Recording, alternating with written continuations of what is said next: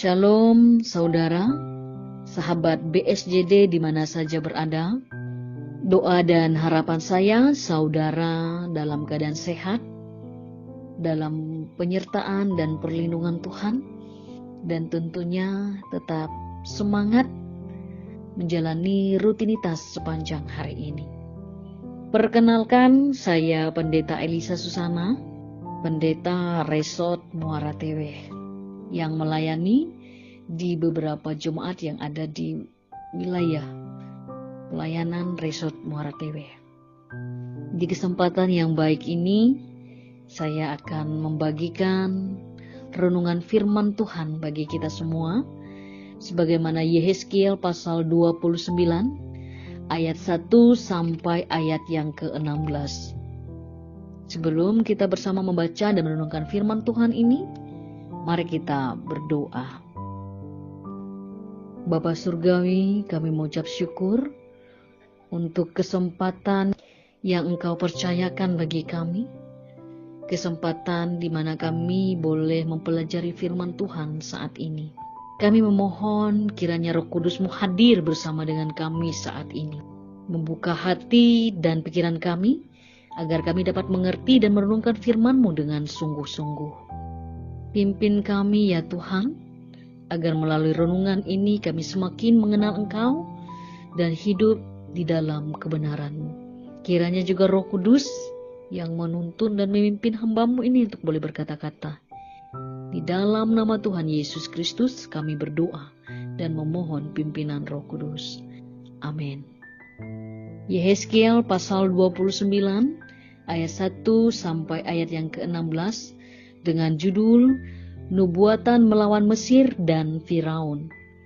Demikian bunyi firman Tuhan. Pada tahun ke-10, dalam bulan yang ke-10, pada tanggal 12 bulan itu, datanglah firman Tuhan kepadaku. Hai anak manusia, tunjukkanlah mukamu kepada Firaun, Raja Mesir, dan bernubuatlah melawan dia dan melawan seluruh Mesir. Berbicaralah dan katakan, beginilah firman Tuhan Allah. Lihat, aku menjadi lawanmu, hai Firaun, Raja Mesir, buaya yang besar, yang berbaring di tengah anak-anak sungaimu, yaitu Nil, dan yang berkata, sungai Nil aku punya, aku yang membuatnya. Aku akan mengenakan kelikir pada rahangmu dan membuat ikan dari anak-anak sungaimu, berlekatan pada sisikmu. Aku akan mengangkat engkau dari tengah anak-anak sungaimu dengan segala ikatnya yang berlekatan pada sisikmu. Dan aku akan melemparkan engkau ke padang gurun. Ya, engkau dengan segala ikan anak-anak sungaimu. Engkau akan jatuh di padang dan tidak akan dipungut atau dikubur. Aku memberikan engkau menjadi makanan binatang-binatang liar dan burung-burung di udara. Dan semua penduduk Mesir akan mengetahui bahwa Akulah Tuhan. Oleh karena engkau ibarat tongkat bambu bagi kaum Israel, pada saat mereka memegang engkau dengan tangan, engkau patah terkulai dan engkau melukai bahu mereka semua.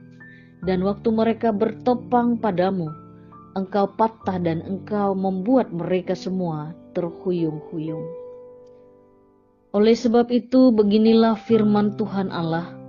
Sungguh aku mendatangkan pedang atasmu dan melenyapkan manusia dan binatang daripadamu, sehingga tanah Mesir akan menjadi sunyi sepi dan menjadi reruntuhan, dan mereka akan mengetahui bahwa Akulah Tuhan. Oleh karena engkau berkata, sungai Nil aku punya, aku yang membuatnya. Maka sungguh aku menjadi lawanmu dan lawan anak-anak sungaimu, dan aku akan membuat tanah Mesir menjadi reruntuhan dan menjadi sunyi sepi mulai dari Migdol sampai Siene, bahkan sampai perbatasan tanah Ethiopia. Tidak seorang manusia pun akan melintasinya, bahkan seekor binatang pun tidak, dan tanah itu tidak akan dinamai selama 40 tahun. Aku akan membuat tanah Mesir menjadi sunyi sepi di tengah negeri-negeri yang sudah dimusnahkan, dan kota-kotanya akan menjadi sunyi sepi di tengah-tengah kota-kota yang diruntuhkan selama 40 tahun. Aku akan menyerahkan orang Mesir di antara bangsa-bangsa dan menghamburkannya ke semua negeri.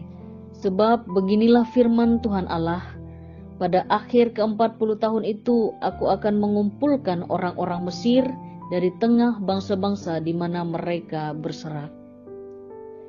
Dan aku akan memulihkan keadaan Mesir dan mengembalikan mereka ke tanah Patros, yaitu tanah asal mereka, dan di sana mereka menjadi kerajaan yang lemah.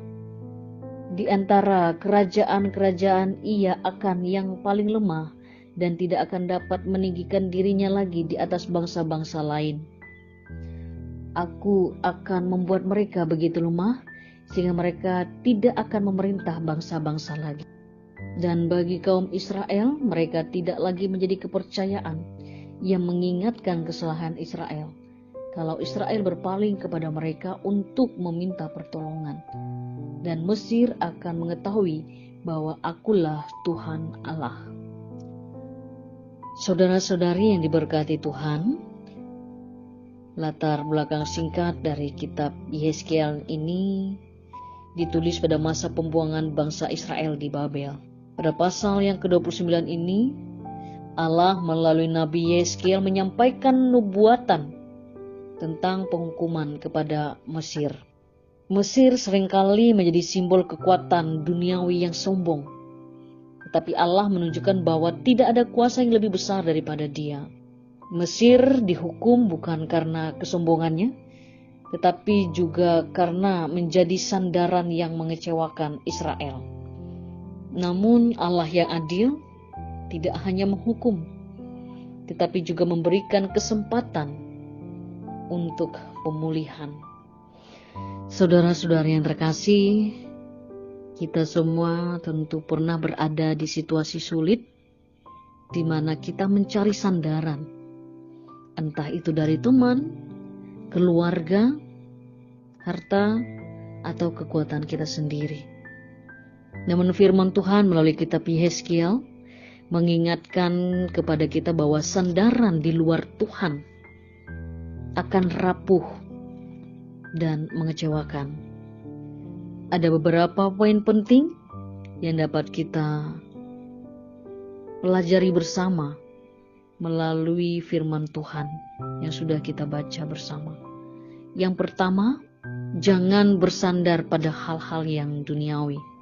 Saudara-saudari, dalam Yehezkiel pasal 29, Mesir diibaratkan sebagai buaya besar yang sombong, berkata, "Sungai ini milikku," sebagaimana di ayat yang ketiga. Mesir merasa kuat karena kekayaan dan sumber daya mereka. Tetapi Tuhan menunjukkan bahwa kekuatan duniawi itu rapuh sesaat. Israel yang bersandar pada Mesir justru mengalami kekecewaan karena Mesir tidak mampu menolong mereka. Kedua, Tuhan mengizinkan kekecewaan untuk menyadarkan kita. Saudara, Tuhan berkata bahwa penghukuman atas Mesir akan membuat mereka dan Israel tahu bahwa hanya Tuhan yang berkuasa. Sebagaimana ayat yang ke-6. Ketika sandaran duniawi itu runtuh, Tuhan ingin agar kita sadar bahwa Dialah satu-satunya tempat perlindungan yang sejati. Kekecewaan dari sandaran yang rapuh adalah cara Tuhan untuk mendidik dan mengarahkan kita untuk kembali kepadanya. Yang ketiga, hanya Tuhan yang kokoh dan setia. Dalam konteks ini, Tuhan tidak hanya menunjukkan kelemahan Mesir, tetapi juga mengingatkan Israel bahwa Dialah sandaran yang sejati. Bapak Ibu Saudara, ketika kita bergantung kepada Tuhan, kita tidak akan pernah kecewa karena Ia setia, tidak berubah, bahkan penuh kuasa. Tuhan adalah tempat perlindungan yang tidak tergoyahkan, apapun situasi kondisi yang kita alami dan hadapi saat ini. Melalui firman Tuhan ini, kita diingatkan untuk tidak bersandar kepada hal-hal yang duniawi, seperti jabatan, harta, manusia, karena semuanya itu terbatas dan memiliki kemungkinan yang besar untuk dapat mengecewakan kita. Mari kita berhenti bersandar pada kekuatan kita sendiri atau pada dunia tawarkan, dan mulailah bergantung sepenuhnya pada Tuhan.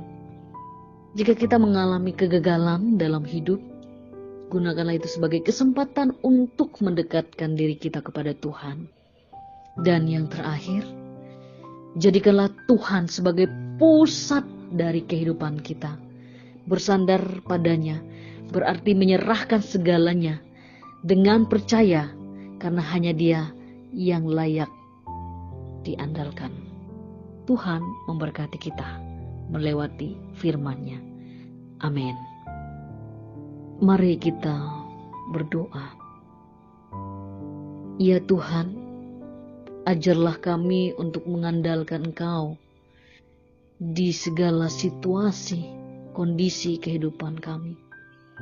Kami sadar bahwa sandaran dunia ini rapuh, tetapi Engkau adalah Allah yang setia dan kokoh.